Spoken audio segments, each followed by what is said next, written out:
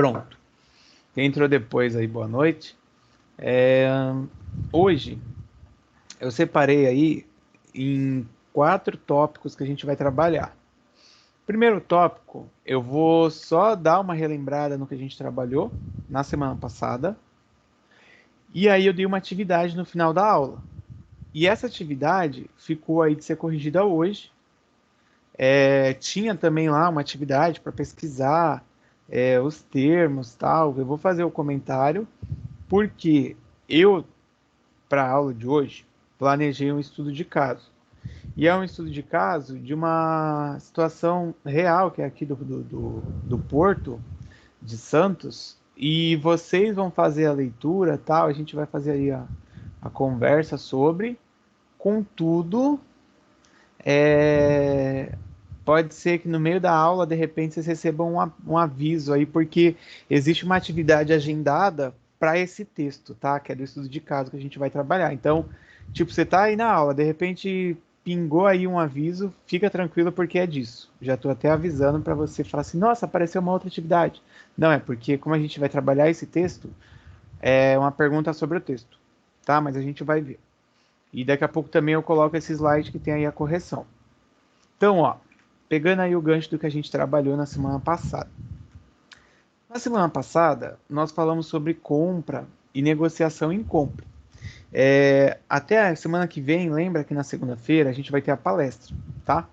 E aí a palestrante vai falar sobre negociação em compras aí, negociação com os fornecedores.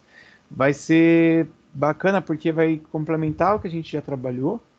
E eu acredito que vocês vão gostar, porque essa professora ela tem algumas estratégias na aula muito bacanas. A gente está até, né, esperando que ela volte para a ETEC, porque ela saiu. É, Ela tem uma empresa de treinamentos, tal, de curso. E aí eu espero que vocês gostem na segunda-feira, porque aí na quarta eu entro com a aula de cálculo, tá? Só para lembrar. Ó, a gente falou de compra, então tem relação com a palestra, a parte de negociação. Até antes nós tínhamos falado do ganha-ganha, ganha-perde, perde-ganha e do perde-perde. E aí eu comecei a falar de compra, que é um processo que pode aumentar os custos se não for feito de forma correta. Se você compra demais, sem ter uma saída, né, sem ter uma produção, sem ter uma venda, você vai aumentar o custo por causa da compra com estoque. Se você também não compra a quantidade certa, você vai aumentar o custo com a quebra de estoque, porque você vai deixar de fornecer, você vai ter mão de obra parada. Tudo isso a gente foi falando semana passada, hein? Quem não entrou aí, quem não viu o vídeo, já aproveita para revisar, né? E aí eu entrei para falar que quando a gente pensa em compra, ou no mercado, né? Mercado de fornecedor, você vai buscar mercado aí, nós temos uma situação que são os tipos de mercado. O tipo de mercado, ele vai interferir na hora de você fazer a compra. Acredito que vocês devam aí se lembrar sobre isso, dos tipos de mercado, que eu até separei já na revisão, porque isso vai entrar na hora de responder a atividade que eu deixei aí, tá? Que a gente vai ver agora. Mas, primeiro tipo de mercado, concorrência perfeita. Característica, né? Concorrência perfeita, muitos fornecedores. Então, assim, estou na concorrência perfeita. Eu vou ter dificuldade para poder negociar preço, negociar prazo, tal?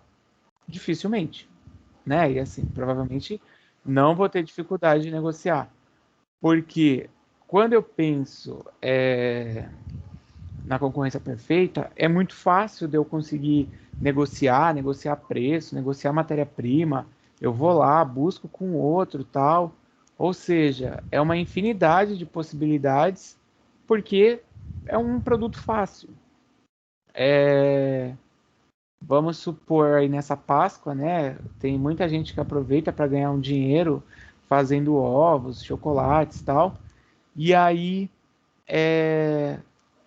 essa pessoa que teve essa ideia de fazer para levantar uma grana, ela provavelmente não teve dificuldade de achar chocolate. Tipo, se ela queria um chocolate melhor, ela tinha lá X números de marca que vendiam aquele chocolate melhor. Se ela né, outro exemplo, eu queria um chocolate, um valor inferior, até para poder, tipo, atingir um público maior, coisa do tipo, sem se importar muito com qualidade, ela também iria conseguir. Porque o chocolate, né, é um mercado que é uma coisa bem fácil, assim, de você encontrar, ok? Agora, a gente vai passar para o outro para poder relembrar aqui o próximo ponto aí ligado aí a tipo de mercado, que é o oligopólio. Deixa só eu ver se alguém escreveu aí no chat que eu não consegui visualizar aqui não. Pera aí. Ah, não, ninguém escreveu. Então são mensagens que estão brotando do outra coisa aqui do Teams. Ó, quem perdeu até o vídeo da gravação, eu aproveitei também e já copiei aí para deixar aí para vocês. É, outra forma, né, outro modelo, a gente pensar em compra e pensar em negociação, é o oligopólio. Então, assim, não é a mesma coisa de eu ter. é, Ah, era o coordenador, o Fábio, que tá mandando mensagem. Aqui pelo Teams, ele tá na reunião com a gente. Tudo bem, Alexia? Boa noite. Então, no oligopólio, não é igual ao chocolate, né? Vamos pensar assim: a Alexia resolveu lá, agora eu falei de chocolate, vai fazer o chocolate para vender. Então é fácil dela achar. Agora, se o mercado ele é um mercado diferente, é, é um mercado mais restrito, tipo fornecimento de energia elétrica, fornecimento de serviço é, de gás encanado. Gente, é mais difícil, tá? Então, tem chance de negociação? Tem chance de negociação, mas é mais complicado porque você não tem isso daí de forma fácil assim para você buscar. Quem estava na aula, até o próprio Ricardo, né, que já contribuiu aí com a gente em vários momentos, ele havia falado que às vezes você vai negociar e ele estava com dificuldade lá para conseguir negociar com o pessoal e tal, porque tem setores que é complicado de você conseguir encontrar determinado produto, determinado item, tá? Então, é, é difícil, às vezes, de você negociar com o oligopólio, sim, porque às vezes você vai ter que buscar fora do lugar onde você está, buscar fora do estado, às vezes até fora do país aí que você tá, mas eu acho que dependendo da técnica, né, e da experiência que a pessoa adquire, ela consegue aí chegar assim num patamar de tipo buscar sempre soluções para poder facilitar aí para ela e claro para a empresa, né? Então, o oligopólio são poucos fornecedores e o último, só para a gente terminar essa revisão e começar a corrigir, é o monopólio.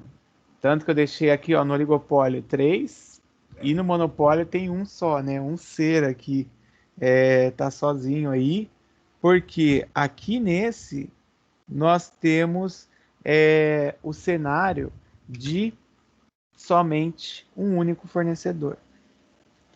E aí, somente um único fornecedor implica numa série de coisas. Implica que não tem como você negociar, implica que o cara, né, lá a empresa, tá tudo na mão dela. Então é assim, é o que tem, é o prazo que tem, você aceita, porque se você não aceitar, você fica na mão e aí acaba você ficando dependente. É complicado, né? Mas tem situações que é isso, até por questão de tecnologia, por questão de patente, muita coisa. Peraí que eu vou só responder. Muita coisa acaba ficando presa, muita coisa acaba não rolando por conta disso. Quando a gente pensa em questão de negociação, tá? E, claro, a busca de alternativa no exterior Às vezes até passa por uma busca por produto alternativo. E eu queria até fazer uma pergunta sobre isso, que eu não tinha falado na aula, mas essa semana eu estava dando uma aula sobre introdução à logística, e aí eu ia perguntar se vocês já viram as cinco forças de Porter atuando aí na logística. Viram ou não?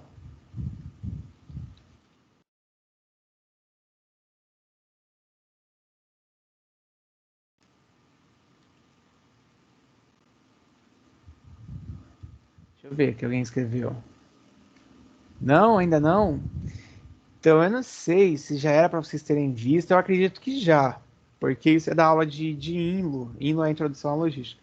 É, eu até ia citar, fazer até uma fala, tal, da aula sobre isso, mas eu falei, bom, não adianta eu, tipo, chegar e fazer, sendo que eles já tenham visto, mas agora que vocês estão falando que não viram, eu vou trazer na semana que vem.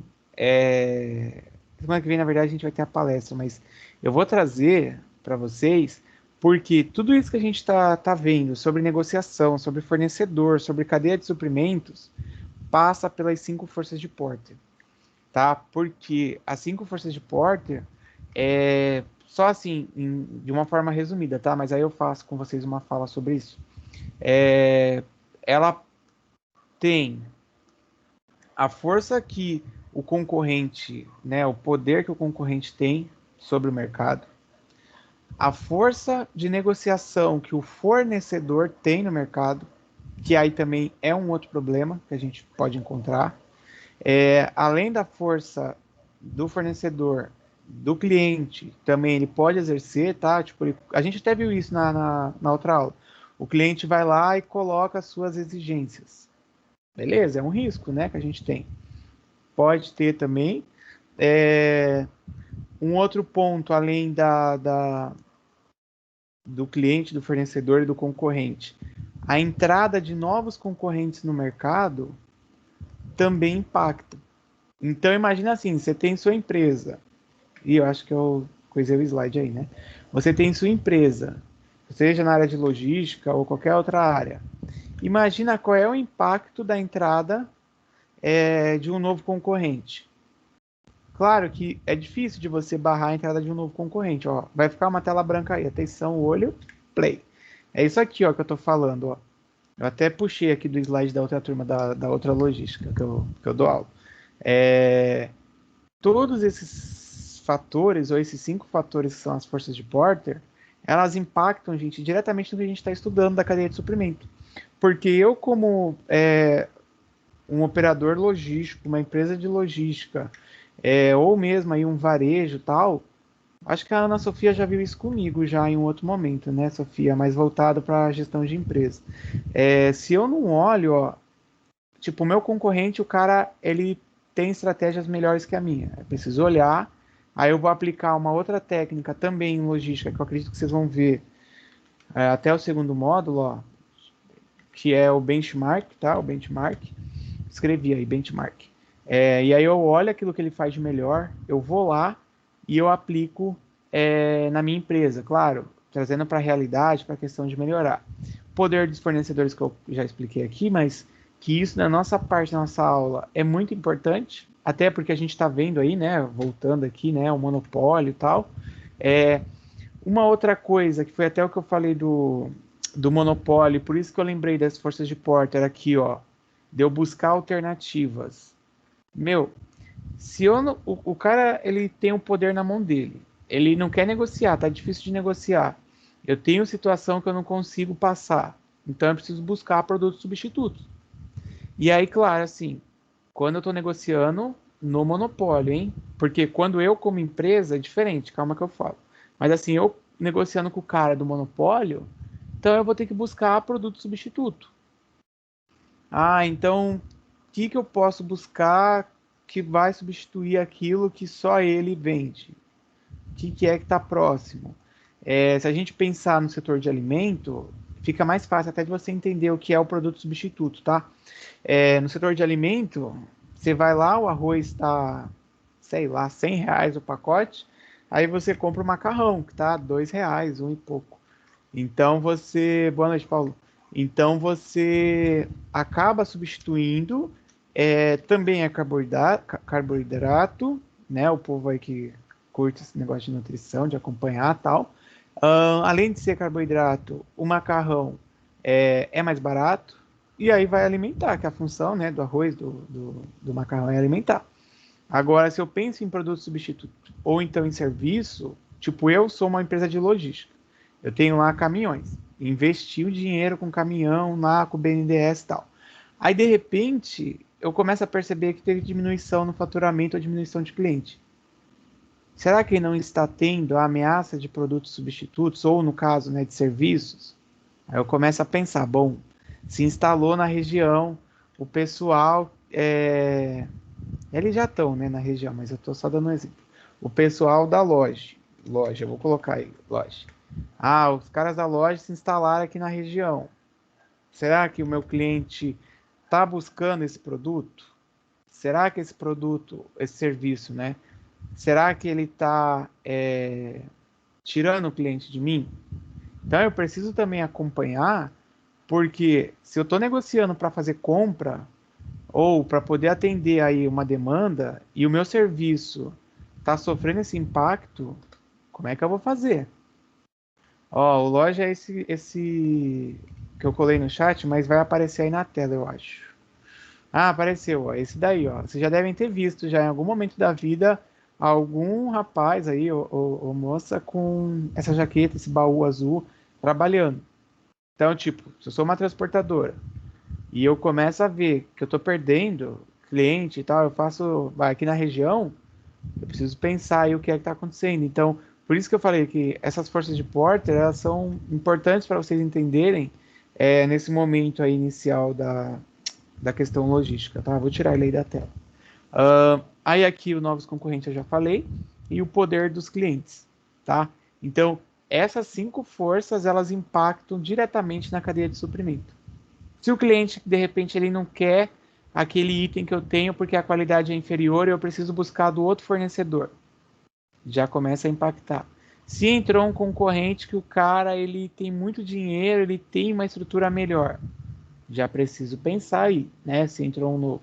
Se eu já tenho um concorrente aqui que ele faz melhor que eu, tal, então eu preciso estudar para ver como é que eu vou fazer.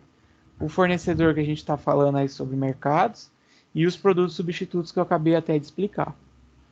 Então isso daí, a gente pensar em negociar no mercado aqui, ó, seja com monopólio ou no oligopólio, ajuda demais a você poder conhecer o que é que você tem de opção. Tudo bem? Posso até também deixar um vídeo aí para vocês poderem aprofundar aí nesse assunto das forças de Porter, mas já que eu falei disso do monopólio, eu acabei lembrando aí e entrei aí um pouco para falar. Dúvida? Porque a gente vai fazer a correção, que acabou a revisão. Denis, tranquilo, Denis? Amanda Ferreira, Raquel, Ingrid, Pablo. Tô falando os nomes que eu tô vendo aqui o pessoal na foto aqui. Então tá, vamos lá então. A Amanda colocou aqui, ok, a Ingrid também. Agora, sejam sinceros aí, deem joinha, igual eu dei o joinha aqui, ó. Vocês fizeram a atividade que estava de pesquisa e de responder lá qual era do oligopólio, do monopólio, não sei o que eu havia deixado, ou não fizeram? A primeira era para indicar qual era o setor, a segunda era de pesquisa, e a terceira não tinha, eram duas, na verdade. A terceira eu não coloquei, acho que foi isso. Fez? Eu fiz. Aí, ó, ela falou que esqueceu a Ingrid. A Raquel fez de pesquisa, mas não sei se fez a outra. A Amanda fez. Vamos ver agora se tá certo. Ô, Gabriela, tudo bem. Bom, porque como eu não tinha aberto, né, aí a tarefa, isso daí era para complementar o que a gente estava estudando, mas igual eu até falei ontem para a turma do ADM, porque teve um bolo de aluno que faltou numa aula, e eles não olharam o que era para fazer, o que foi passado. Aí ficaram tudo perdido ontem. Então, tem que só tomar cuidado, porque às vezes se é uma coisa que vai ter uma atividade avaliativa aí, para poder se atentar e fazer, por mais que perca a aula e tal. Vamos lá que eu vou começar. Quem não fez a primeira parte, que era a tabela, acompanha comigo aí para poder até ir. Como é que eu posso dizer? Ir corrigindo quem fez e quem não fez para poder ir vendo como é que é. Tá, ó. É essa tabela aí que eu colei no chat, mas vai aparecer aqui na tela a partir de agora. Vamos para a correção. Bom, correção. Então, a atividade 1 era assim: vocês tinham que identificar no quadro, que era esse quadro aí que eu colei, qual era a classificação do tipo de mercado, seja aí para serviço, para produto ou produto e serviço, tá? Então eram esses três, foi por isso, né, justamente que eu falei deles agora nessa revisão inicial da aula. E aí nós temos, vamos ao quadro, ó, alumínio, petróleo, álcool, cobre, lâmpada, energia elétrica, segurança patrimonial, caixa de papelão e microprocessador de computador, tá? De PC, que é computador. Bom, aí vejamos. Ó.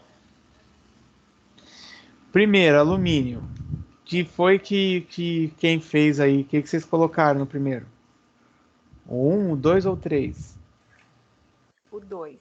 Oligopólio puro. Ó, o Cleidir também foi no 2 aí. O Lucas também. Boa, beleza, Selma. Ana Sofia fez? Que bom, hein? Próximo a perguntar diretamente a você. Se prepare. Professor, Oi. eu achei como oligopólio puro. Tem uma diferença?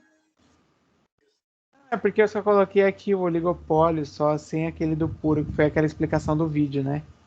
Não, é que eu achei como oligopólio puro.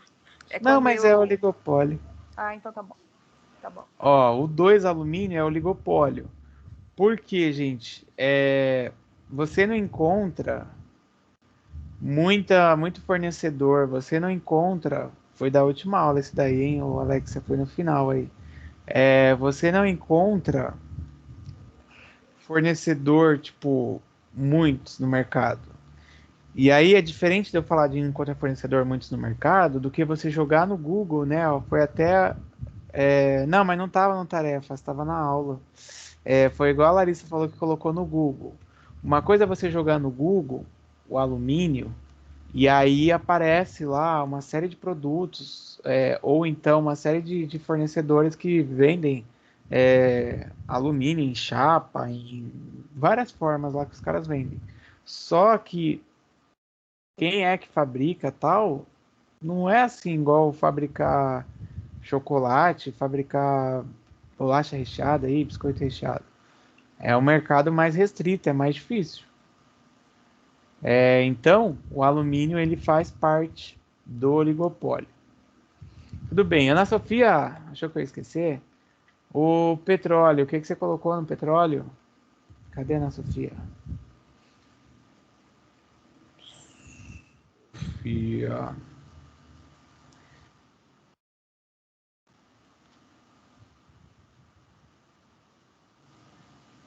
Ela tá pensando.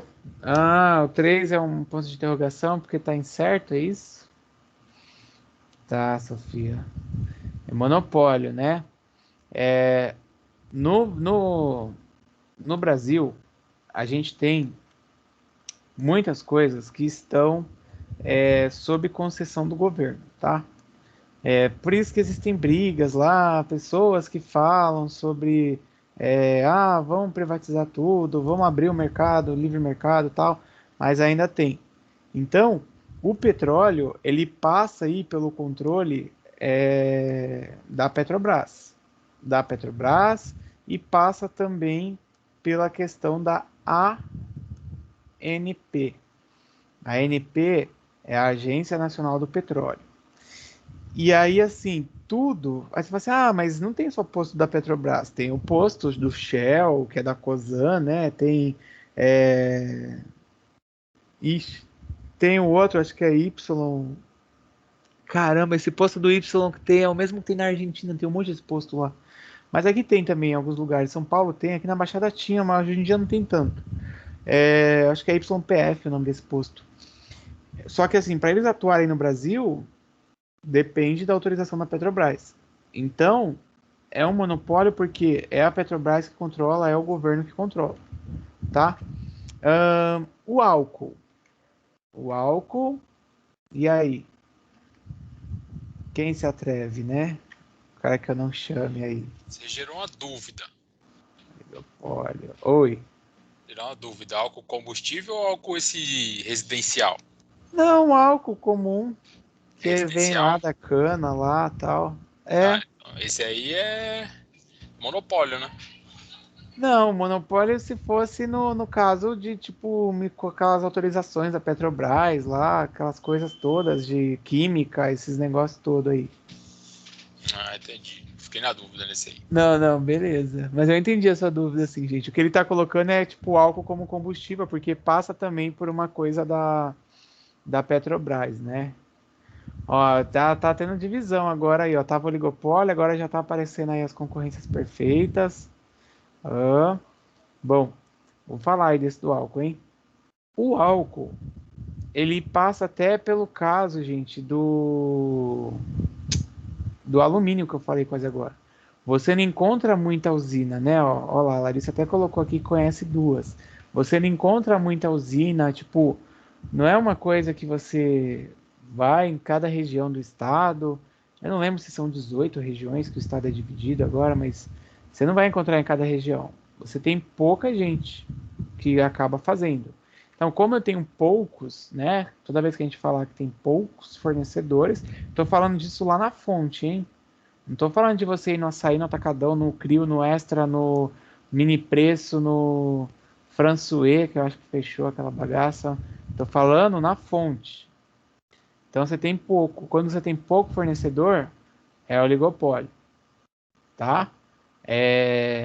Claro que isso aqui, né, era mais um exercício para a gente poder treinar isso no mercado, mas eu estou até dando explicação do motivo. Porque produzir lá cana-de-açúcar e tal, e qualquer um pode plantar lá no seu quintal, mas transformar aí no álcool, né, a questão da usina aí já é um pouco mais complicado, digamos assim. O cobre. Cobre é um minério. Quem no Brasil que cuida do minério? É oligopólio, é monopólio, é concorrência perfeita? Ninguém lembra? Ó, Ricardo colocou oligopólio. Deixa eu ver. Ó, professor, Aqui é o Lucas. Oi, quem é? eu vou falar um negócio nada a ver agora. Ah, é o Lucas? Mas eu queria saber.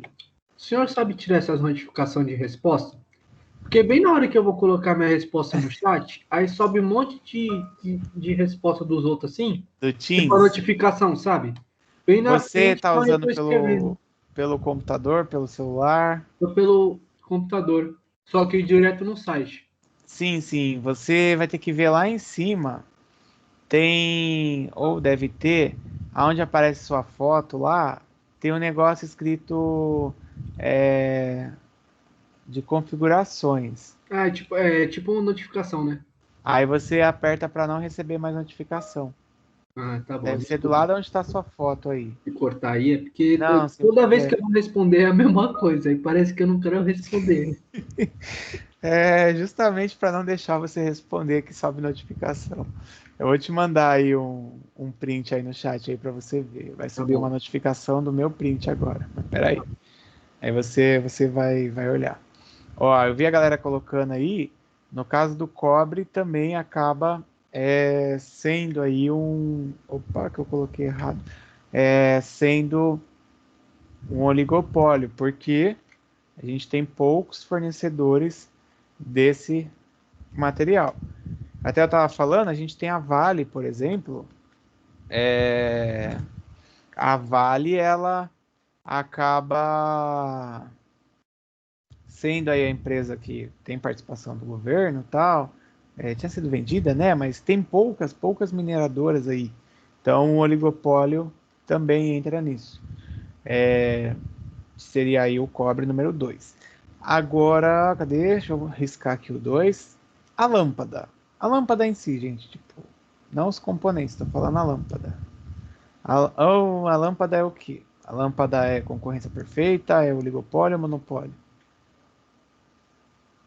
A Júlia, você colocou monopólio para lâmpada? A Júlia colocou aqui monopólio. A Ana Sofia colocou concorrência perfeita. A Larissa também. Pablo. A Selma colocou oligopólio. Amanda, Cledir. Calma, Júlia. A Júlia já ficou. Sabe o que eu perguntei para ela?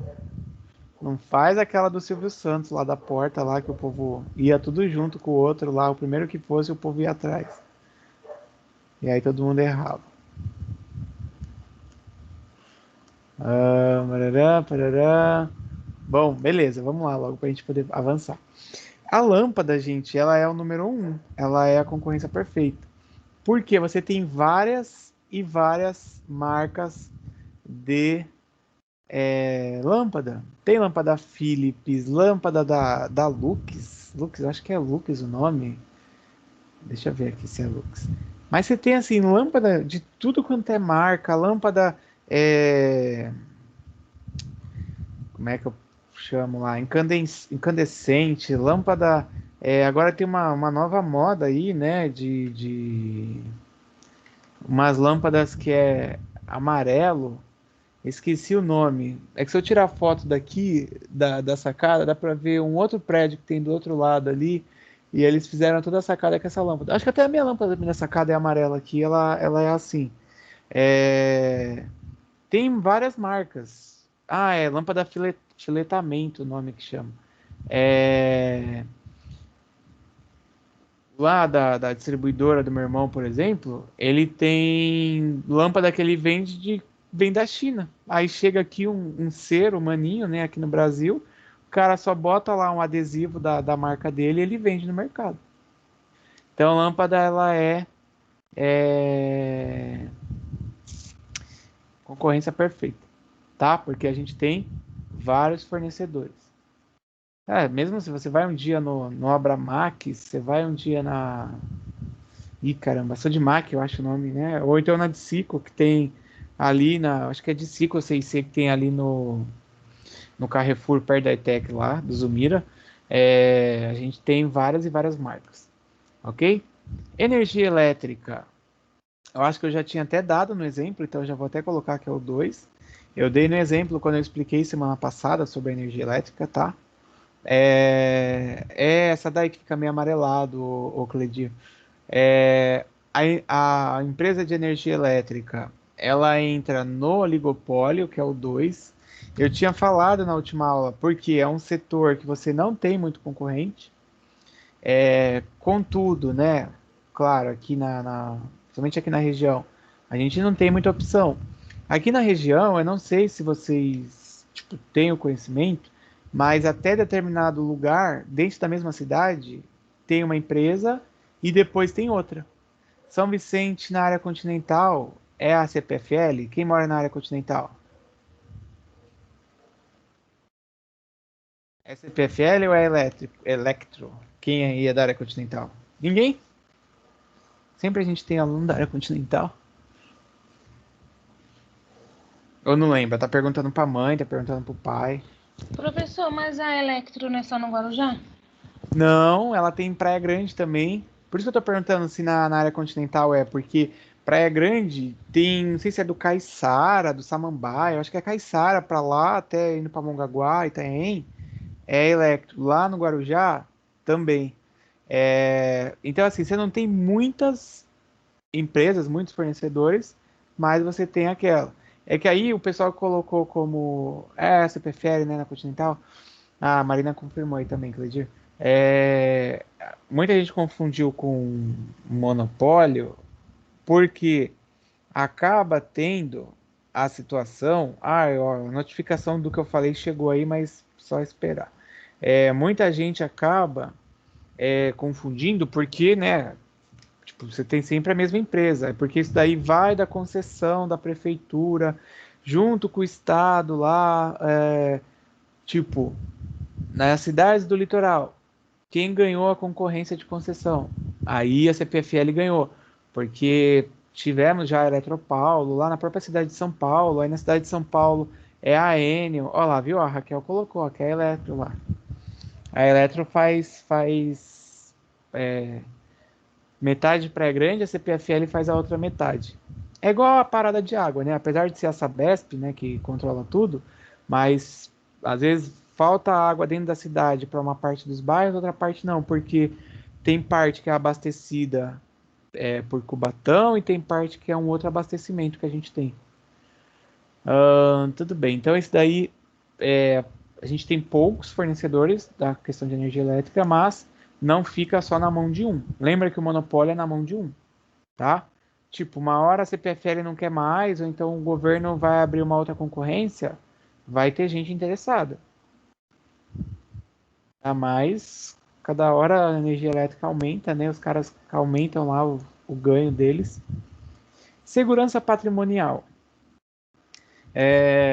Um exemplo.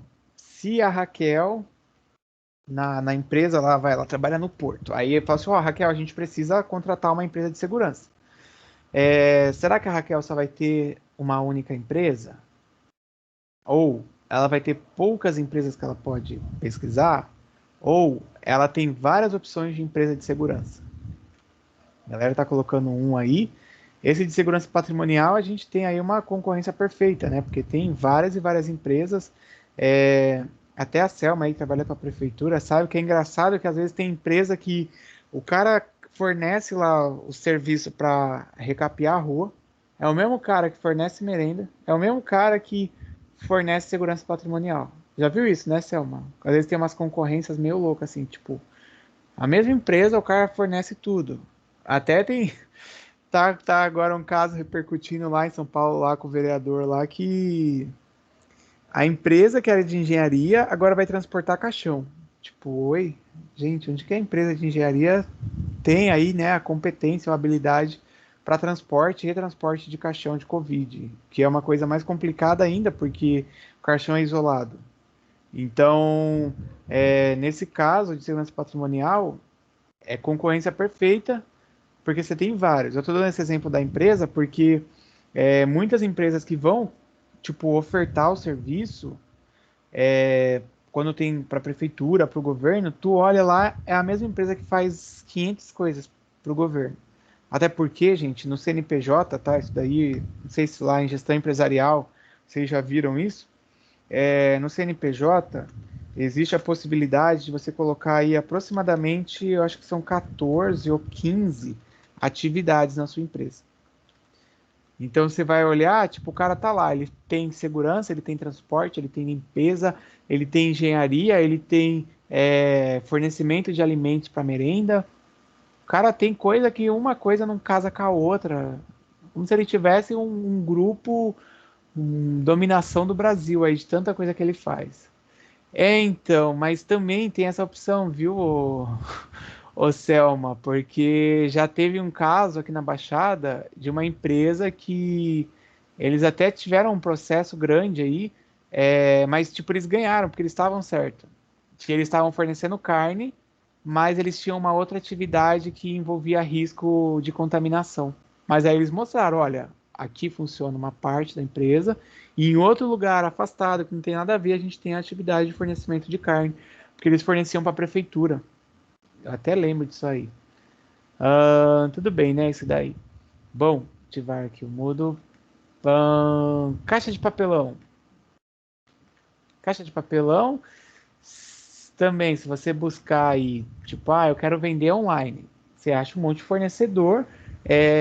Você acha, de certa forma, lá também diversos fabricantes, porque o mercado de embalagem é um mercado muito grande, ainda mais agora na pandemia, né? O mercado de embalagem na pandemia, ele tá, assim, muito grande, porque Primeiro que não está podendo nem aquela opção de retirada que tinha nos aplicativos de entrega. Você é obrigado a pedir para entregar. Então, toda entrega vai uma embalagem. E aí, essas também quando eu vou vender no e-commerce, o correio me obriga, né, a mandar numa embalagem decente, ou até para não danificar o produto. Então, beleza. O último pode ser que muita gente tenha dificuldade. Tem, ó, isso daí para mudança o pessoal vende, porque muita gente às vezes tem dificuldade de conseguir caixas. E aí, eu tô falando aqui, gente, que a Natália escreveu que achou até kit completo para mudança. Muita gente tem dificuldade, às vezes a pessoa vai na loja pedir, vai no mercado pedir caixa. E tem empresas de mudança que elas, quando elas oferecem um serviço, elas oferecem com a caixa. Mas às vezes cobra, nem todas fazem isso. Eu sei por causa da mãe da minha filha, que ela já mudou umas 4 vezes já, e aí cada hora não tem caixa, arruma caixa, não sei o que. E o último, que é o microprocessador de computador, que é de PC, né? Tô vendo aí, tá tendo uma divisão aí. O Cleidir enrola tudo em lençol. Mais prático, que você não precisa de caixa, né, Cleidir? A Selma colocou 3, a Amanda colocou 2, a Larissa colocou 3, o Ricardo 2. O microprocessador de computador, ele é um oligopólio. Porque você tem poucos fornecedores, mas você tem. Ele não é um monopólio, porque, tipo, vou pegar um exemplo de processador famoso, hein? A Intel. Já viram falar da Intel, né? O do computador de vocês é Intel? Quem tem computador ou notebook? Esse meu aqui, ó, processador, sei lá, deixa eu ver, computador. O meu processador eu acho que é dual core. Cara, esse computador meu aqui é tão antigo, gente, que fica aqui no apartamento, que eu não faço a menor ideia. Tem esse computador desde 2011. Ó, tá aqui, ó, achei. Ele é Intel Core i3, blá blá blá blá blá blá blá blá blá. Vou colar aí para vocês verem. Então, assim, eu posso comprar o computador com a Intel, olha lá, até o Ricardo colocou. Você vai em botão da direita lá em meu computador e vê propriedades. Você tem AMD, você tem Intel. Quando você vai olhar a configuração que é vendida, né? As empresas elas colocam aí a opção, porque geralmente o AMD ele tem umas opções que são mais baratas, só que nem sempre as opções também são tão boas em termos de qualidade, tá? De velocidade, vamos dizer assim. Esse meu aqui ainda eu coloquei uma placa nele, porque ano passado tinha dado problema. E comprei uma memóriazinha extra, porque ele já tinha 6. Tá sobrevivendo, ó, 11 anos. Mais velho do que a minha sobrinha. E é só. Então, essa correção aí já foi. Tranquilo? Ó, vou tirar o print aqui mais bonito, né? Que eu já tinha montado, mas eu preferi fazer com vocês do que eu já jogar na tela aí. Tudo bem? Alguém quer perguntar? Dúvida? A gente vai agora para o da pesquisa. Eu vou comentar o da pesquisa e a gente já vai para o estudo de caso. Coloquei aí, ó. Tudo bem, Pablo, Alexia, Cristina. Deixa eu ver o que mais está aqui na reunião, que é difícil eu chamar. Geralmente os nomes que ficam na tela são os nomes que eu chamo, né? Angélica, oi Angélica, tudo bem? Hoje eu não falei com você. Guilherme, tranquilo. Cauã. O Lohan, que tá aí, só dia de quarta comigo, né, Lohan? Marcos Wanderson, já tinha visto no começo. O Rafael, beleza, Rafael? E o Wesley aí, que sempre escreve aí, mas eu não vejo porque eu acho que entra depois, aí seu nome vai lá pro sinalzinho de mais ali, eu não consigo visualizar esse negócio. Mas beleza, então vamos embora aí para a correção do próximo. Bom, eu já perguntei, né, sobre a pesquisa sobre essa atividade. Vamos colocar aí 30, 20% fizeram, os outros não. Alguns fizeram só a pesquisa, não fizeram essa atividade. Mas fé no pai, né, que vai. A pesquisa era isso aqui, ó. Eram 8 termos, porque esses termos, muitas coisas dessas eu já tinha falado em aula. E às vezes eu fico preocupado porque Claro, gente, vocês não têm obrigação de saber porque vocês estão entrando agora no curso, né? Tá aí há 3 meses praticamente no curso. Eu vou falando tal, e aí tem aluno que fala assim, meu Deus, deu tela azul aqui porque eu não sei o que é isso que ele está falando, o que é commodity. Então, por isso que eu tinha dado esse termo, para complementar, e até o texto de hoje, que a gente vai trabalhar, vocês vão ver também que tem coisa aí com termo. O 3 e o 4, que era o CIF e o FOB, até numa outra aula, acho que tem 2 semanas aí o 3, o Ricardo também tinha falado sobre isso.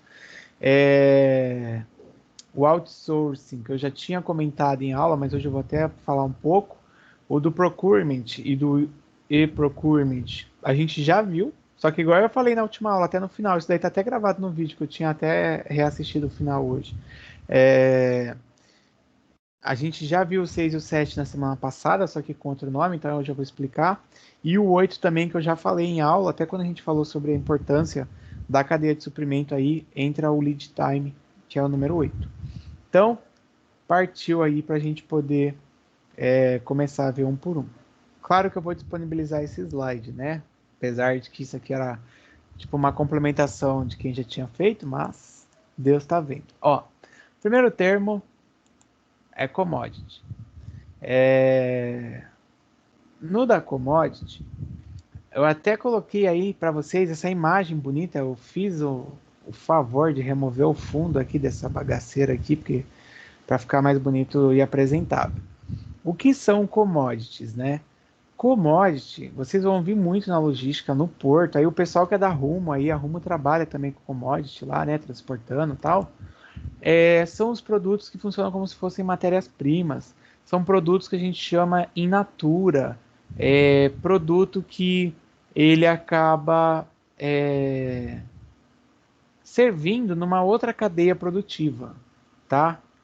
O Brasil é tipo matéria-prima, Euclides, porque serve como insumo aí na cadeia produtiva. Um exemplo, o Brasil ele é um grande produtor de commodity. Aí você ouve lá, né, na TV, ou vai ver uma notícia, o agro foi o que mais cresceu, o agro foi o responsável pelo bom resultado do Brasil no comércio internacional. Beleza. Só que o commodity, ele é um item que ele pode ser transportado aí a granel, né, tipo solto, pode ser transportado em container, em sacas. Antigamente no Porto de Santos, os trabalhadores carregavam as sacas lá, jogava de um lado para o outro saco lá. Hoje a gente tem muita questão do uso de máquinas, né, de esteira tal, que faz esse trabalho de uma forma, muito mais fácil. Então, eu estava falando até do Brasil, o Brasil ele é um grande exportador de soja, manda soja para a China, tal, manda para outros lugares. Só que assim, eu estou mandando a soja in natura, aí, o commodity, tipo, o grão lá, tal, tirei e mandei. Gente, isso daí é um valor baixíssimo, tipo, por quilo ou por tonelada.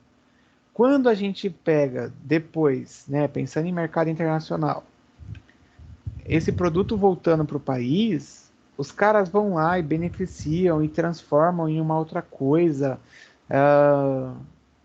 Eu não lembro assim o que o Brasil importa agora, que é da soja, tá? Mas quando o óleo de soja, vamos supor que fosse fabricado na Argentina, e aí o Brasil mandou a soja para a Argentina. Quando a gente compra, para vocês entenderem, quando volta esse commodity, ela volta com um valor agregado. Por quê? O cara pegou a soja, usou tecnologia, né, usou a indústria, transformou a soja em outra coisa. Então eu vendi aí a tonelada da soja merreca, quando volta eu pago muito mais, porque eu estou pagando a tecnologia que aquele determinado país ou aquela indústria usou.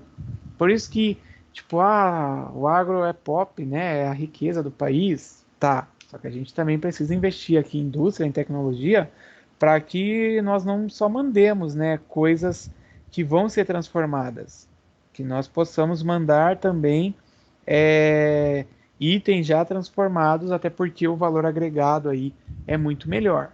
O ouro também, o petróleo, tudo isso que a gente tem.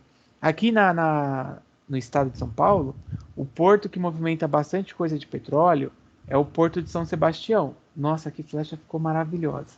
O Porto de São Sebastião, alguém já foi lá em São Sebastião? Não estou falando em Maresias, hein? Passa Maresias, tal. Ou quem já foi para Ilhabela já deve ter visto o Porto. Quem já foi para Caraguá e aí passou lá São Sebastião, tal. Tem o Porto. E lá no Porto de São Sebastião existem o que é chamado de silo. Silos são tipo aqueles tubos grandes lá, né? Aqueles grandes espaços que eles armazenam. E aí, o Porto de São Sebastião é usado para esse processo aí do petróleo. Deixa eu ver aqui. Ah, o Marcos colocou que já foi. Você já viu lá, né, Marcos, que tem o Porto? Então, quando você atravessa, você deve ter visto já navio. O Porto de São Sebastião, ele é usado mais para isso, tá? Claro que aí no Porto de Santos a gente tem outras milhares de coisas, né? Porque são 60 berços de atracação lá. A própria Uzi Minas, tá? Cubatão tem o porto lá da Uzi Minas. Então, o commodity, entendeu, né? Mercadoria in natura aí e tal, que é vendido aí, que é mandado. Vocês vão ouvir muito disso, no primeiro, no segundo e no terceiro módulo. Outra coisa, que era o segundo assunto, administração de materiais. A administração de materiais, ela é uma área que compõe aí a logística também, porém ela é responsável pela parte de você pensar no fluxo de materiais que vão entrar na empresa. Então, assim, eu tenho o estoque. Quem é que controla o estoque? São as atividades ligadas à administração de materiais. Quando eu falo materiais, eu estou falando de matéria-prima, eu estou falando dos itens que compõem o meu estoque, eu estou falando de tudo que eu preciso para garantir a operação da empresa. Ah, e se a minha empresa é uma empresa de transporte? Beleza, vai ter também. Por quê? Se você vai ter lá dentro os mecânicos, você vai ter o estoque de peça para poder fazer reposição, troca, óleo, todas essas coisas que são necessárias para manutenção de veículo. Tem até empresas que também têm um combustível. Quem aí mora no Jockey, eu acho que ali é Jockey, Parque São Vicente, tem a garagem de ônibus, tem algumas garagens ali. E aí tem da Style Bus. Já viram a Style Bus? Ah, tudo bem, eu vi que ele saiu aqui. Tem a Style Bus, não sei se alguém já viu. Só não lembro qual é a rua lá da Style, mas a administração de material deles, além da questão de conservação dos veículos, limpeza, tal, eles também têm a questão de combustível, porque lá dentro existe um tanque para poder abastecer os veículos, tá? Então, a administração de materiais, ela vai se preocupar com o estoque, vai se preocupar aí com a questão do fornecedor, da armazenagem e do transporte, tá? Ela tá ligada aí com outras áreas da logística, com a cadeia de suprimentos, porque se a administração de materiais falhar, que aí é uma coisa até mais interna da empresa, a cadeia de suprimento como um todo também vai falhar. Tudo bem, né? Next. Próximo, eu vou colar esse daí. Ah, saiu cortado. Ó, o CIF, que a gente tinha comentado aí em outra aula. Espera só eu colocar aqui. O CIF, ele é custo, seguro e frete, né? Traduzindo aí para o português, que é quando a gente tem uma negociação onde o vendedor ele arca com todos os custos de transporte até lá o porto de destino. Porque tem o CIF e o FOB. O CIF, o vendedor é o responsável. Tudo bem? Só isso, é fácil, não? Deixa eu ver aí que a Selma escreveu. Espera aí que eu estou tentando ver o que aconteceu com o efeito especial aqui, mas acho que só deu pau nesse. Deixa eu ver que a Selma colocou. É um Incoterm. Gente, quando vocês ouvirem falar de Incoterm, são termos aí, né, que são ligados ao comércio exterior. Vocês vão ter aula sobre Incoterms com o andamento aqui do curso. Mas é porque assim, o primeiro módulo de logística, ele é mais uma introdução. É uma coisa, vamos dizer assim, mais básica, dando aí uma preparação para o aprofundamento. E esse aprofundamento, ele é feito no segundo módulo, E aí vocês vão ver que não vai ter aula assim de ética, que é importante, mas é uma aula mais generalista, tá? Calma aí que você já fala, Ricardo. É uma aula mais geral, assim, ética. Todos os cursos têm. Não é igual uma aula de LTT, que todos os cursos têm. Não é igual uma aula de aplicativos.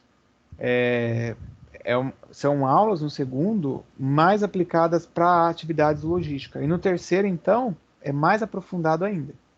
Pode falar, Ricardo.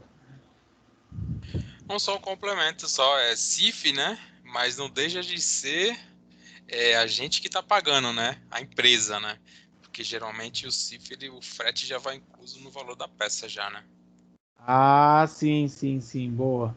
Sem dúvida. Ô, Cledir, que bom, cara.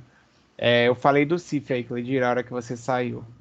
Do CIF e da administração de materiais eu colei. Ô, Ricardo, isso daí, gente, é uma verdade, porque aquela coisa, né, que o fornecedor fala, não, o frete é incluso, tal. Gente, é incluso, mas ou ele se responsabiliza, tal, mas já tá no preço, tá?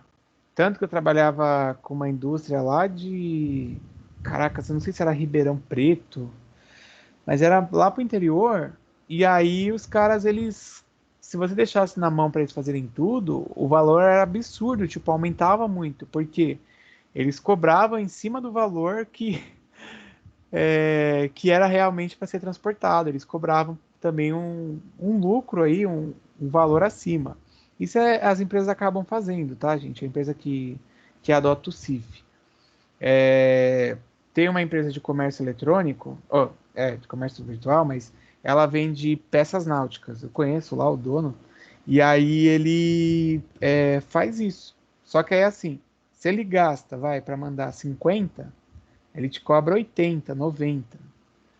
E aí vai ficando esse dinheiro, porque é o dinheiro que vai acumulando aí e é uma ação mesmo que as empresas colocam no CIF. Já o FOB, olha lá,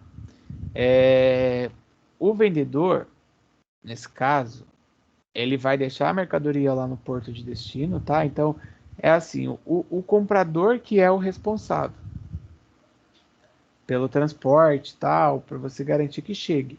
Então, aí fica a critério do comprador. Então, o CIF fica a critério do vendedor, o FOB a critério do comprador. Tudo bem? O pessoal que fez a pesquisa aí, vocês querem também acrescentar mais alguma coisa? O Ricardo é bacana que ele atua na área também aí, e aí ele sempre traz os exemplos, mas o povo que fez a pesquisa, tudo bem? Ô, professor, você já tinha falado sobre isso daí, né, uma vez? Já, eu até Quando eu falei. falei, foi quando eu até questionei o senhor daquele negócio, né, da entrega. Você já tinha até comentado que a gente ia ver isso depois, né? Então, porque foi justamente até pegando isso dessas aulas que eu pensei em colocar essa atividade de pesquisa, porque muita coisa que às vezes a gente vai falando, vai comentando, às vezes os alunos não têm noção assim de nada. Igual eu falei, claro, tudo bem, porque vocês estão entrando agora no curso, muita gente ainda nem trabalha, está no ensino médio, sei lá, ou trabalha em outra área e está vendo para mudar de área. Então é bom que já vai pegando, até criando, né? Vamos dizer assim, um glossário aí, ou um conhecimento do que é, para que de repente vai ser chamado uma entrevista. O cara falou, Lucas, e aí? Tal coisa. Você fala, nunca ouvi falar disso. E aí, pelo menos, você já tem uma noção aí. Tranquilo. A Natália colocou aí que tá baseado também nessas ideias. Beleza, Natália. Próximo. O outsourcing. Gente, é só um nome bonito. Eu até tinha comentado, quando eu fiz lá um comentário sobre cada um dos 8 termos, eu tinha comentado sobre isso. O que eu falei? Eu falei, olha, o outsourcing vocês já conhecem, só que conhecem com outro nome. Às vezes eu ouço na CNN ou então na Rádio Bandeirantes, que geralmente durante o dia eu vou ouvindo e tal, e aí eles têm empresa que faz a propaganda, eles falam, não, somos líderes em outsourcing, somos não sei o que e tal. Em resumo, é aquela terceirização que todo mundo já deve ter ouvido falar, que já conhece. Por quê? A terceirização, ela é aquele porteiro na empresa lá que tem um prédio e você vai entrar, vai pedir uma informação, indicação do andar. É o porteiro que está lá, é terceirizado. Aquela pessoa da limpeza é terceirizada. Ou, tá, eu até ia colocar os tópicos aqui, mas eu acabei não copiando para cá. Na logística, a gente tem muito uso da terceirização. Exemplo, transporte de um grande atacadista aí, um grande distribuidor. Ele usa da terceirização. Ele contrata uma empresa que vai fazer. A Panko, aqui nessa sala tem algum aluno que é aprendiz da Panko, ou estagiário? Depois dá uma escrita aí, por favor, se tem. A Panko, ela tem lá, né, a fabricação, mas a Panko tem a parte de transporte, é uma empresa terceirizada. Eu só não lembro agora o nome, que eu sei que tem um amigo meu que ou ele é gerente, ou ele é diretor de alguma coisa lá dessa parte. E aí é interessante porque dentro da área da logística, até o uso de estoque também, às vezes quem controla o estoque é terceirizado. Então o pessoal acaba usando isso por um motivo, tá? Deixa eu até ver se está escrito aqui. Ah, ó, tá sim, tá escrito ali na segunda marcação ali embaixo, que é reduzir custo. O que é reduzir custo? Eu vou terceirizar, igual a Petrobras faz, que deve ser aí o Ricardo que falou que é. Eu vou terceirizar o serviço. Se eu vou contratar uma outra empresa para fazer o que eu poderia estar fazendo, essa empresa ela tem que fazer com um preço melhor, tá? Um preço menor, então um preço melhor. Ela precisa apresentar uma qualidade superior ou igual a que eu fosse fazer. E um problema que pode ocorrer. A empresa terceirizada tem responsabilidade com o pagamento do salário. Só que, olha só, hein? Tem responsabilidade com o salário. Só que se o terceirizado lá, a empresa terceirizada, ela não paga o salário, gente, é um baita de um problema, porque eu que contratei, né? O Ricardo tá lá trabalhando na Petrobras, a empresa não pagou. Por ele estar trabalhando na Petrobras, é obrigação da Petrobras fiscalizar, acompanhar os pagamentos. E aí, se vai para a justiça, a Petrobras ou quem contratou o terceirizado é responsável pela, pelo pagamento na justiça, tá? Eu já tive um caso assim, lá na Secretaria de Economia, por exemplo, a gente teve uma empresa de limpeza e de copa, e aí eles não estavam pagando. Qual é o problema? A gente perguntava tal, e aí as moças falaram que estava tudo certo. O rapaz que controlava o contrato, ele não estava pedindo os comprovantes. Passaram-se aí 3 meses, elas pararam de trabalhar, porque não tinha nem dinheiro para passagem. Depois, mais um tempo, chegou o oficial de justiça. E aí a gente foi processado sem ter culpa, porque a gente estava pagando.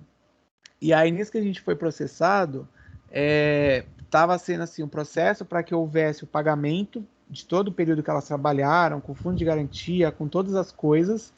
E aí, além disso, a gente depois, né, que tinha que correr atrás da empresa. Então, você pensar em terceirizar, gente, você vai reduzir custo? Beleza. Um monte de processo que eu faço é terceirizado. Você só tem que tomar cuidado com isso. Se você não acompanha, você vai ter um impacto negativo, porque tudo aquilo que você pagou, você vai ser obrigado, tipo, você pagou para a empresa e ela não repassou para o funcionário o salário dele, você vai ser obrigado a pagar tudo de novo, praticamente, porque aí vai ter juros, vai ter fundo de garantia, INSS, vixe, coisa que, assim, o funcionário não tem culpa por não ter recebido, mas por você ter contratado a empresa que terceirizou, você assume a responsabilidade, que é solidariamente, né? Ah, o Marcos falou que já passou por isso por questão de horas extras. Então, também até hora extra. Por isso, gente, que a gente pensar nisso na logística, tem que ter os contratos bem feitos, tem que fazer a análise da empresa que vai se contratar. Hoje em dia é fácil de você ver um monte de coisa. Você vai fazer o contrato com a empresa. Primeira coisa, coisa básica, tá? Eu tô colocando aí na tela do slide. CNPJ. Tipo, você pegou o CNPJ, você vai consultar. Vai ver se a empresa tem débito, se ela tá no Cadim, tá? Eu vou colocar aqui o Cadim. Cadim não é bocadinho, não. Você vai lá em Minas lá e fala assim, não, só um bocadinho. Não, o CADIM é o cadastro dos inadimplentes, tá? Eu vou escrever o termo aí do CADIM, porque nem eu lembro do CADIM, mas quando você busca no CADIM, aqui, ó, cadastro informativo dos créditos não quitados, blá, blá, blá. O CADIM, você consegue consultar pelo CNPJ. Outra coisa que você consegue fazer para evitar de ter problema nesse processo de fornecedor, nesse processo de negociação, busca de pendência com o FGTS. Gente, isso daí é batata. Tipo, tu tá vendo que a empresa tá apresentando um preço baixo, tá meio estranho. Aquele fornecedor, você fala, meu, o cara tá pedindo adiantamento, mas e aí? Joga para você pesquisar o CNPJ, joga para você olhar no Cadim. Não, o Ingrid, isso daí, sim, é a empresa tipo, você é terceirizada pela Mazini, é uma empresa famosa aí. Ou então pela Jerry, sei lá se existe a Jerry ainda, mas vai pela Mazini. Ela é responsável por pagar tudo. Só que, se você está trabalhando dentro, da Rumo, por essa empresa, a Rumo, ela paga todo mês o valor que essa empresa terceirizada falou, olha, para eu contratar a Ingrid, eu quero que você me pague R$ 3.000. Aí vamos supor que ele te pague 1.500 e o resto fica lá para pagar imposto e o lucro deles. Então, é a empresa que te contratou, né, que vai pagar, mas essa empresa foi contratada por outra, por isso que é terceirizado, tá? Então, Marcos, vai ter que ver na justiça mesmo. Não sei se você já recebeu aí, mas é só na justiça, porque aí a empresa deixa. E quem contrata, até a responsabilidade por acompanhar a hora extra também faz parte, tá? Então eu falei do Cadim, falei de acompanhar o CNPJ, certidão de fundo de garantia e de INSS, eu colei aí no chat, também faz parte. Tudo isso para você ter uma garantia no processo de você fazer a terceirização. Porque senão, o mais barato pode sair caro, né? Tipo, terceirizar sai mais barato. Só que se você não acompanha, sai caro, tá? Eu até estava pensando em outros aqui. Claro que existe um ponto, hein, gente?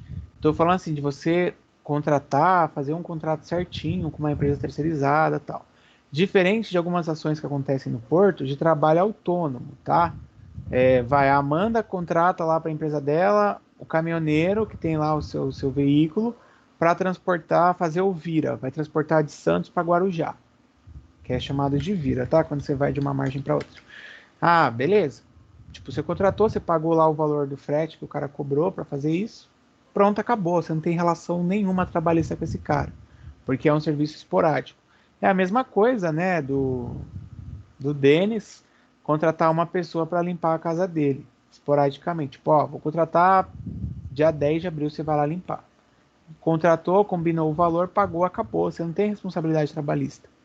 Diferente, né, do que se esse caminhoneiro ou do que o Denis aí fosse contratar, o caminhoneiro fosse todo dia trabalhar e o Denis aí fosse todo dia contratar a pessoa para limpar. Aí tem que ver a questão de vínculo, a questão de INSS, uma série de fatores que contam, tá? Então, terceirização é isso, tem esses riscos, mas a ideia principal é aumentar a produtividade. Isso em todos os setores tem, tá?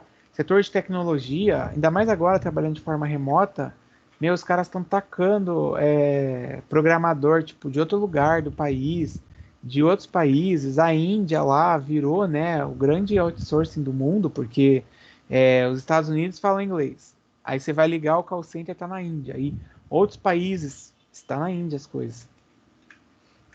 Mais um que eu tinha colocado para a gente poder finalizar, ó, o procurement, que é o ciclo de compra, tá? Procurement é o ciclo de compra.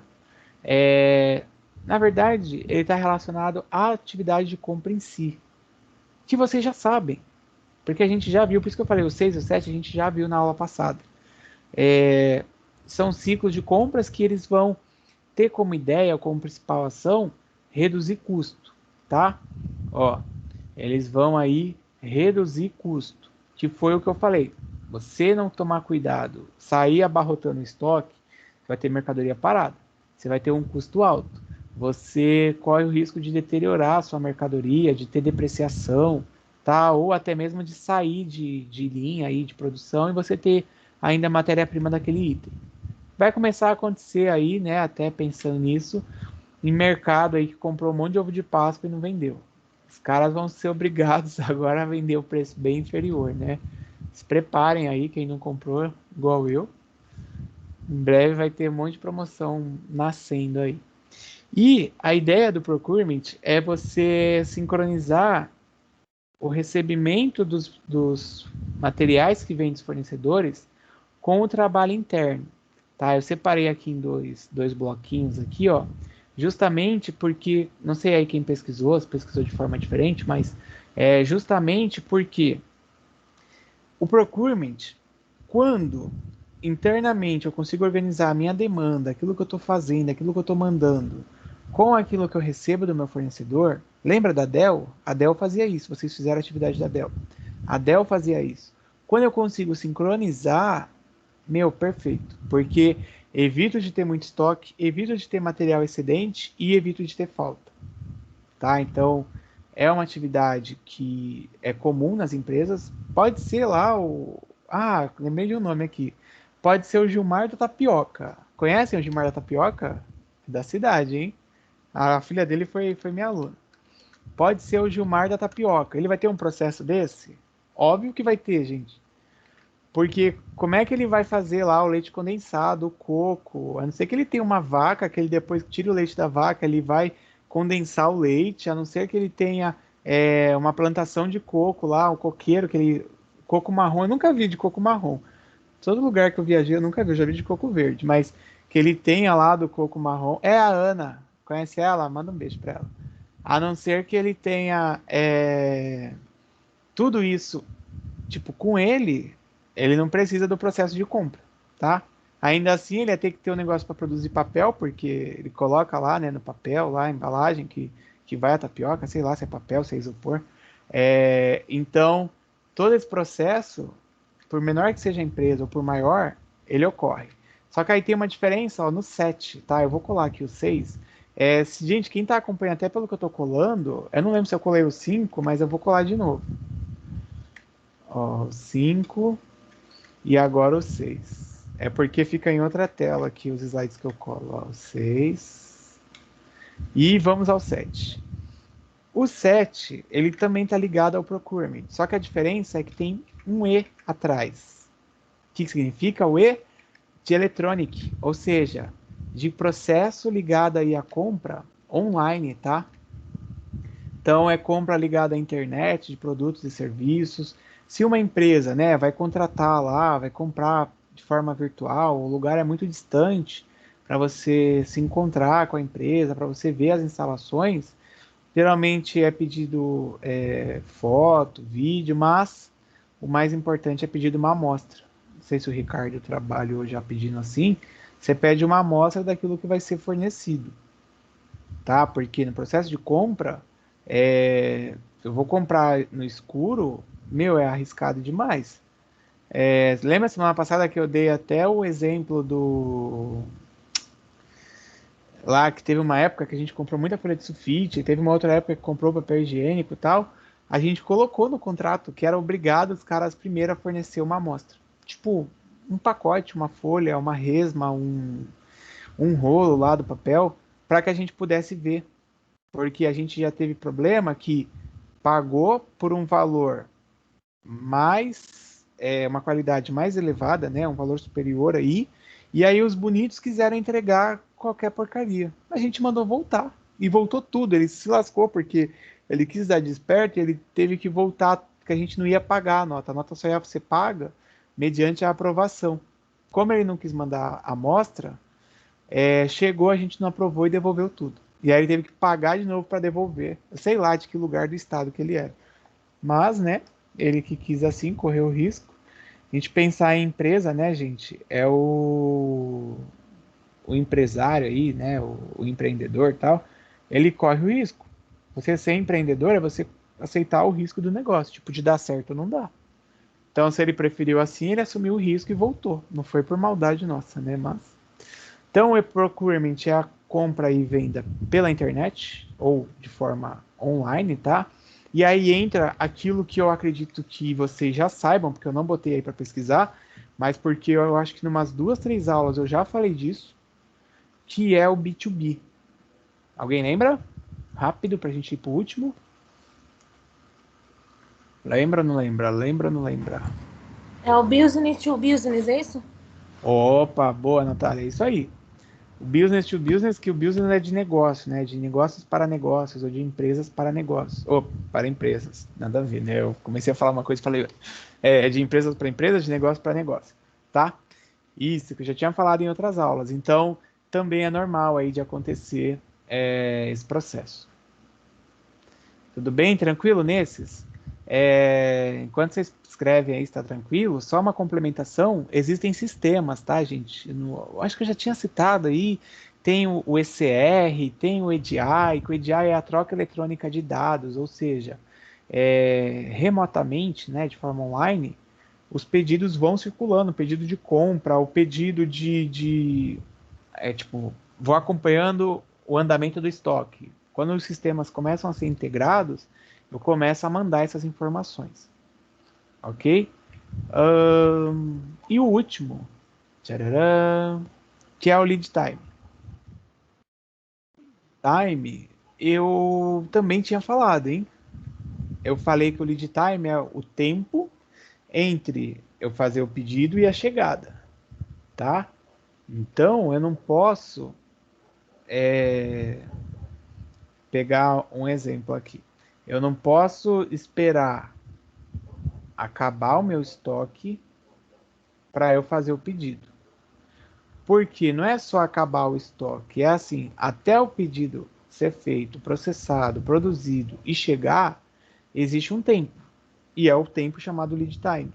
E aí, nesse processo de compras, tal, o ideal é que você tenha o estoque, por mais que seja um estoque mínimo aí para poder te garantir, mas que você também tenha um estoque de segurança. O que é o estoque de segurança? É assim, ó. Vamos supor, eu vendo 10 unidades por 10 unidades por semana. Também, Ingrid. Existem software e também no Excel. A gente já, na aula de aplicativo, já trabalhei isso com os alunos uma vez. Quem tem aula de aplicativos aí, agora é com a professora França, que vocês têm. Mas a gente já fez isso no Excel também, um controle desse tipo. Tá, então vai, eu vendo 10 por semana. Ah, que droga. Eu vendo 10 por semana. Aí, meu estoque tem 100. Se eu vendo 10 por semana, meu estoque tem 100, né? Se eu fizer a divisão, eu tenho estoque para 10 semanas.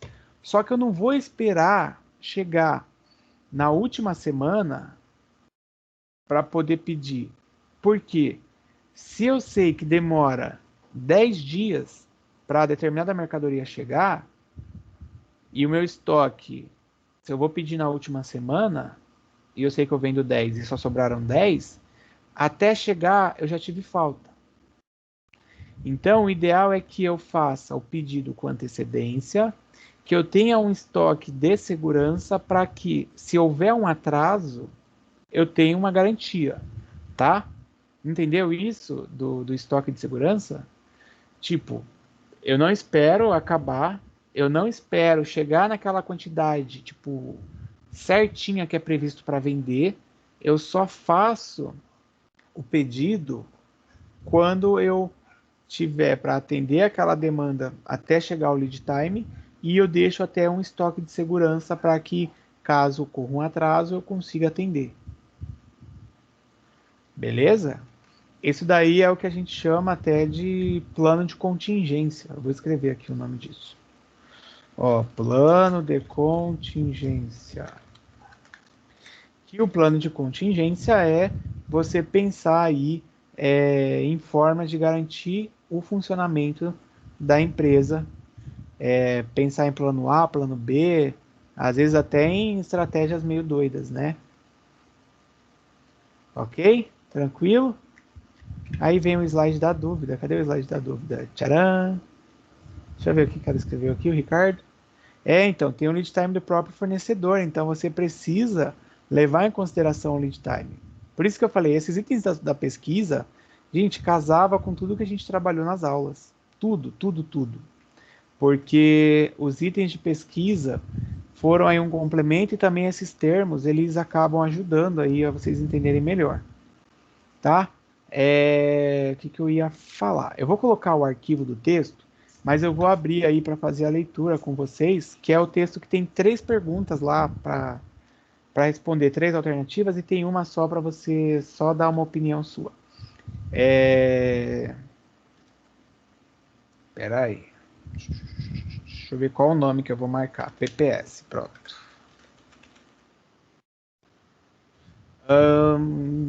Bom, até aí tudo bem, né? Eu ia falar do plano de contingência, mas deixa para uma outra aula que eu explico melhor um detalhe aí do que é o plano de contingência. Deixa para quem for curioso de pesquisar, porque pelo que eu tô vendo o pessoal tá ficando sem tempo aí de pesquisar.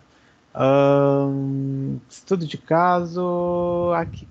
Eu vou abrir o texto e aí eu vou fazer uma leitura com vocês e aí qualquer coisa eu até abro lá em tarefas as perguntas, mas aí vocês vão acompanhando, ok? Pronto. Vou colocar na tela. Quem quiser acompanhar pelo texto seu aí, se quiser baixar aí, fica à vontade, mas acompanha comigo que eu vou colocar. Tchau, slide. E agora o texto. Eu vou até também, gente, quando eu terminar a leitura, que eu vou deixar o tempo para vocês poderem responder, eu vou colocar esse slide já com a correção, tá? Que eu salvei ele com o nome de correção. Ó, vamos lá. Só esperar porque o PowerPoint deu algum erro aqui, blá, blá, blá, tá, foi. Pronto, ó. Alguém leu essa reportagem que saiu essa semana no jornal? Ou não? Ninguém? Vocês não leem jornal?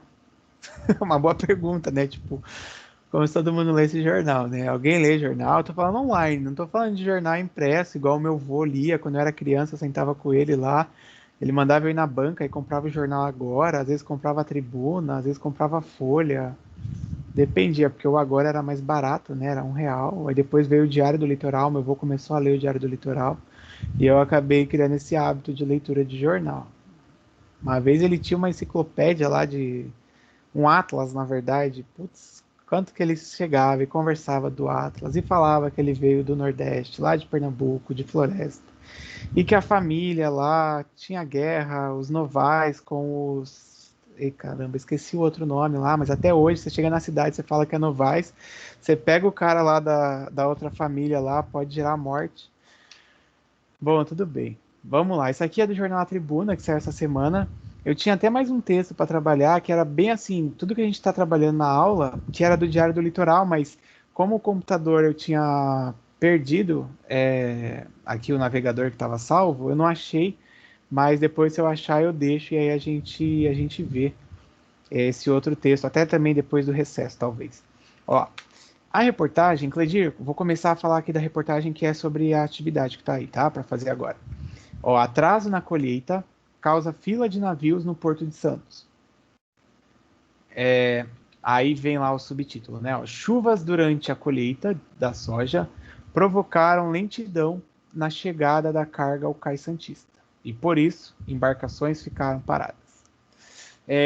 Em resumo aqui do texto, eles atribuem aí a questão da colheita que teve problema, lá da soja, lembra das commodities, né? Então eles atribuem isso ao problema lá da soja e que ocorreu aí fila tá, de navios aqui no Porto de Santos, ok? Uma coisa interessante, tá? Eu não sei se vocês já perceberam em algum momento da vida aí, talvez o Ricardo, eu acredito que sim. Ali, quando você vem da Anchieta, tal, Cubatão, pega para Santos ali, em alguns momentos aí específicos, gente, é uma fila tão grande de caminhão, tão grande. O professor Wellington, que vocês conhecem, né? Ele já enfrentou assim situações dele sair da casa dele cedo, ele não conseguia atravessar de Cubatão para São Vicente para dar aula na Náutica, tá? Isso que é na Náutica, tipo, você sai ali pela Imigrantes tal e já chega. Por problema dessas filas de caminhões. Então, toda vez que é época de safra, a gente tinha problema com caminhões. E aí eles tentaram organizar tal, e isso daí era uma coisa até normal aqui para a região. Agora, voltando aqui para o texto, a fila de navio foi aí uma novidade. Ó. Vamos entender aí melhor. Então tá aqui, ó. Um atraso no plantio e na colheita da soja causou o represamento de navios no Porto de Santos no início deste ano. A situação começou a ser resolvida nas últimas semanas, mas os exportadores cobram maior espaço para armazenagem nos terminais. Como consequência, a carga chegará atrasada aos países compradores da commodity. Tá vendo que aqui tá até com um nome mais inglês, né? Porque commodity eu acho que é um termo francês. E os custos com estadia de embarcações se acumulam. Tem aí dúvida nessa parte do texto? Tudo bem? Então, houve o atraso na colheita, houve o problema do represamento dos navios. Eu sei que a praia está fechada, mas quem já passou aí, né, seja em São Vicente, em Santos ou Praia Grande, deve ter percebido que sempre fica navio parado, mas nesse caso foi uma coisa aí que acabou chamando a atenção. E claro, os países que compraram aí, né, que às vezes quem contratou lá o navio, acabou tendo atraso. Geralmente a China, né, manda aí os seus navios para cá. Normalmente, as exportações de soja começam a se intensificar em janeiro, o que não ocorreu neste ano devido ao atraso da colheita. Porém, os navios já haviam sido deslocados para o Cais Santista, onde aguardavam pela carga.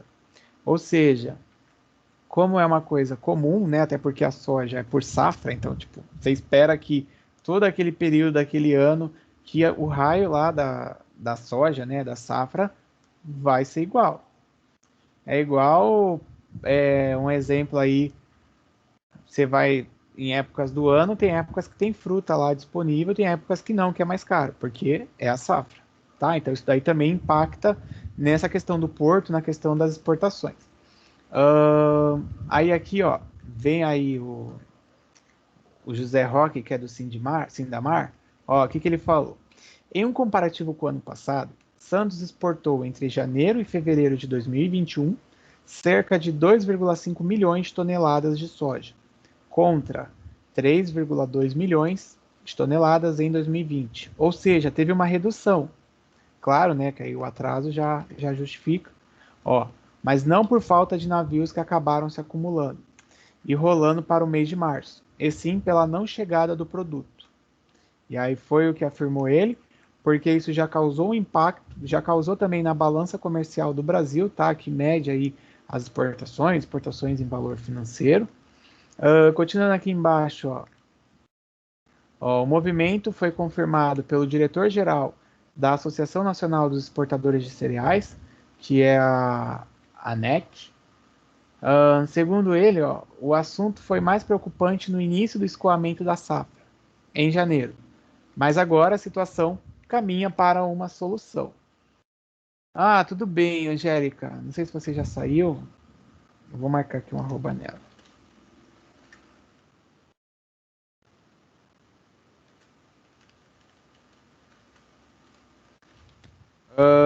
Prosseguindo, hein?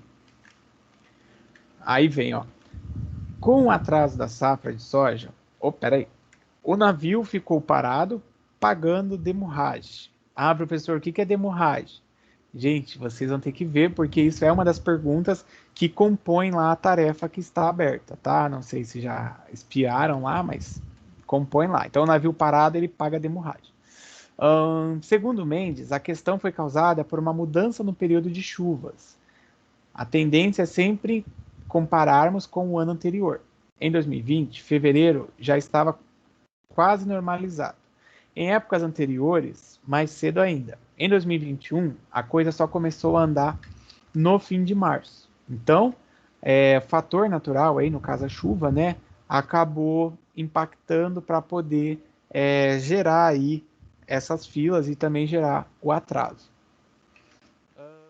Fila no porto. Aí vem aqui, ó. Na sexta-feira, dia 2, que é até dia 2 de abril, 56 navios aguardavam por uma janela de atracação no Porto de Santos. Destes, 27 eram de soja. Olha que loucura, hein, gente? Sendo que 24 já tinham entrada programada no Cais Santista. De acordo com o diretor da Sindimar, essa fila amplia as despesas, já que o navio graneleiro, né, que transporta aí os grãos, aí, granel, inoperante, custa por dia até 20 mil dólares, cerca de 112 mil reais, fazendo a conversão aí aos armadores. Então é um problemaço, porque você tem um custo alto da operação, a gente até falou hoje de questão de custo, de reduzir custo através de compras, tá? Consequentemente, a necessidade de tirar seus navios rapidamente do porto e com o intuito de evitar contas altas de hemorragia, os exportadores da soja clamam por mais espaço para acelerar o recebimento. Entretanto, o fator que, para esta safra, mais exige atenção é a diferença do preço da soja. Espera aí, tem alguém falando. Oi. Espera aí que eu vou colocar todo mundo no mudo. Vral. Acho que era você, Cleidir. Acabei de fechar. Bom, entretanto, o fator que para esta safra mais exige atenção é a diferença do preço da soja originada no interior entre o período aqui, ó, de compra durante 2020 para o valor atual de mercado. Com receio dessa exposição, a necessidade de tirar a soja da mão do produtor é alta, pois qualquer atraso na retirada pode acarretar em rompimento de contrato e a exportadora precisaria recomprar esse produto por um preço muito mais alto no mercado atual. Então, ele fala que, além do alto preço aqui, né, que fala, ó, evitar aí altas contas de hemorragia, o problema dos exportadores aí de soja é que em 2020 era um valor no mercado, 2021 é outro valor. E aquilo que eu já falei até para vocês na aula de cálculo, o dólar, né, para o setor de agro, ele é muito interessante, porque o dólar aumentou. Até um exemplo, a gente já também comentou disso quando fez a aula de câmbio, jogador de futebol, né? Às vezes a dívida do time, igual do Soteldo do Santos, era X milhões. Só que X milhões há 2 anos atrás valia uma quantidade de reais. Hoje vale muito mais. Então, a preocupação deles era isso. Eles compraram em 2020, era um valor. Só que agora, se eles tivessem que recomprar, era outro valor. Para vocês verem o impacto desse problema do navio ficar parado, a soja não chegar e travar toda a cadeia e logística. Aí entra a Rumo. Cadê nossos lindos da Rumo? Ó. Procurada, a Rumo informou que acompanha os movimentos do mercado e está preparada para atender as demandas das safras de soja e açúcar. Aí eles falam aqui, ó, no momento o terminal opera de forma regular e com capacidade estática para atender todos os volumes que chegam até o Porto de Santos. Já, né, a autoridade portuária, que seria a antiga Codesp ou Porto de Santos, aí, cada hora eles dão um nome, informou que não verificou condições anormais na área do fundeio, tá? E no Porto de Santos, a 60 braços de navios deram uma desculpa lá, né, falando que os navios têm que chegar com antecedência, tal, para manobra. Fizeram justificar que essa fila era porque o navio estava esperando a manobra. E aí a autoridade portuária destacou, ó, que os navios que transportam o granel sólido, né, chamado Tramp, eles têm a dinâmica própria e aí eles chegam esperando a mercadoria para poder ser retirada, mas eles falam que, ó, não deve ser contado na fila para entrar no porto até solicitar a atracação. E para finalizar, eles colocam que a fila na barra que aí, quem não sabe quem é barra, também é uma outra pergunta, tá? Ó, mas já está aqui em cima no texto falando sobre isso. A fila na barra reflete tanto a sazonalidade do período de safra, como o aumento da demanda pelo Porto de Santos. E aí terminou aqui a reportagem. Então, apesar de só faltarem 8 minutos, vocês têm aí o tempo para fazer. Se não der, na sexta-feira eu vou entrar em aula com vocês. Aí eu até dou aí uma aula, né? Tipo, das 7 até aí às 8, eu dou tempo para poder terminar. E das 8 até antes do intervalo, a gente vai finalizar aquela coisa da calculadora que a gente está trabalhando, tá? Mas então agora, ó, em resumo, hein? Vocês vão